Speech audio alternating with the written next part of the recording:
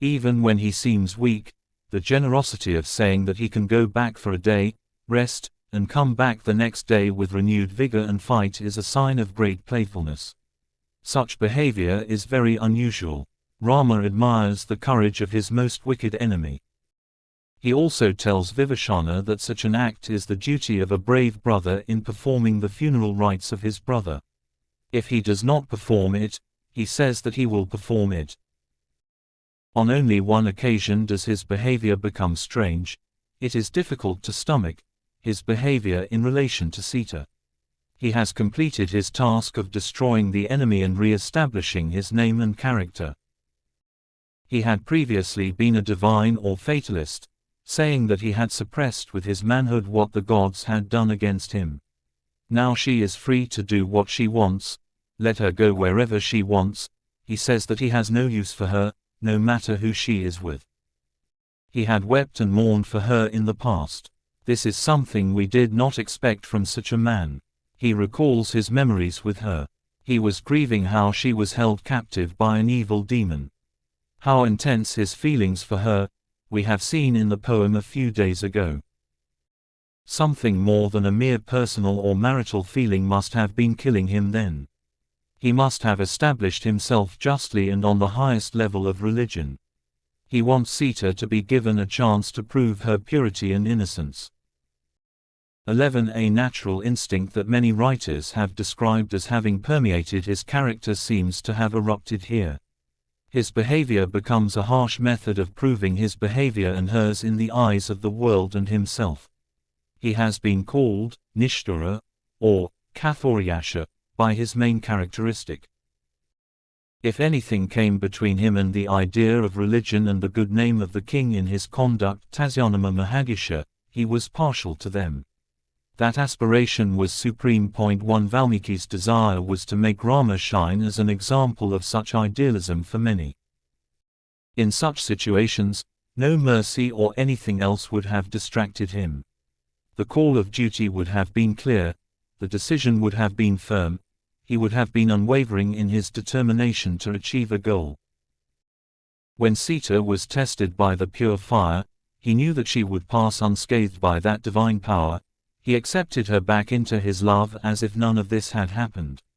It would have been better if the poet had conveyed to ordinary mortals, even in one sentence, how Sita felt deep down at that time. She must have reassured him that it was his duty in such a situation. Wasn't she his fellow devotee? In the northern stanza, she said that she understood Rama's decision to send her to the forest. This quality is even more evident. A surprising fact is that no one in that group, not even the leaders of the monkeys, said a word about Rama's decision as the situation was developing. The severity of the situation had completely silenced them, or the influence of Rama's personality had overpowered them to accept the incident. The same seems to have been the principle of royal dharma that guided Dushanta. The words he speaks to Shakuntala's friends in the first V and Vi acts of the play are like this. In the words he spoke to his friends, the first place was given to the land, to his royal dharma. The incident described in the Uttara Kanda is not as impressive as the one in Lanka. However, the conclusion it reached was more decisive. Call her to Ayodhya, and let her openly declare in the sacrificial school that she is innocent and pure.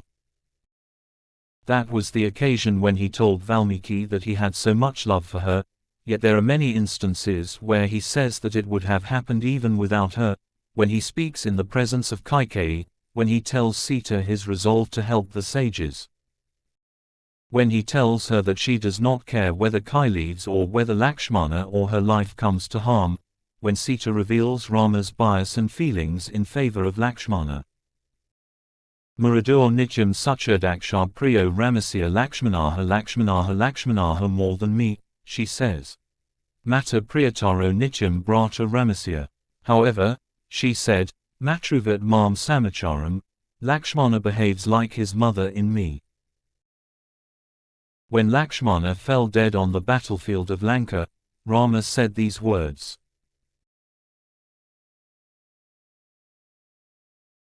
Shakya Sita Sama Nari Martya Lokvichinvata Na Lakshmanasamo Brata Sachari Samparahika. If you search, can you find a woman like Sita in the world? How can you find a brother like Laxman? Such words can be called a saying of the enlightenment of virtues, or it can be said that this is the general opinion of the people of that time about women, no matter how great a woman she is. It is not in his nature to be arrogant in keeping his word or to interpret for himself in times of doubt. He does not accept the hospitality of the cave.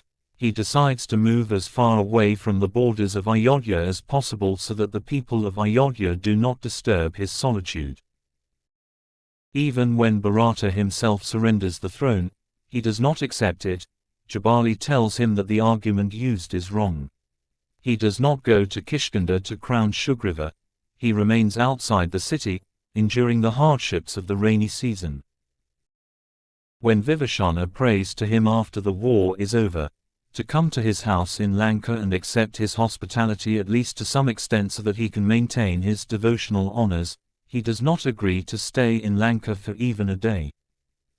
He asks him to arrange a fast journey to take him to Ayodhya immediately. When the 14th year ends tomorrow, he comes to Bharadwaja ashram and stays there to know for sure what Bharata's mind is on the matter of the kingdom. This is the way he has adopted. Even though Bharata seems to have the slightest interest in continuing as king, he has decided that he will not set foot in Ayodhya or in the village of Nandi. He can establish a kingdom wherever he likes. Doesn't he have the power to attain the world of virtue when he wants? That is what Kausalya said to Lakshmana in the palace. The same is what sage Sharabanga said when he promised to shower him with all the fruits of his merit. Valmiki wants to show him as an ideal of the highest principles of religion and kingship, and as a model of virtuous conduct. 13. From the beginning and throughout the book, the poet describes Rama as fierce and generous. He says that he will keep Vibhishana in the camp of the monkeys, and that it is the religion of the Kshatriyas, and not to the people of the camp. Aristotle gives the picture of a high-souled man. These two ideals can also be compared.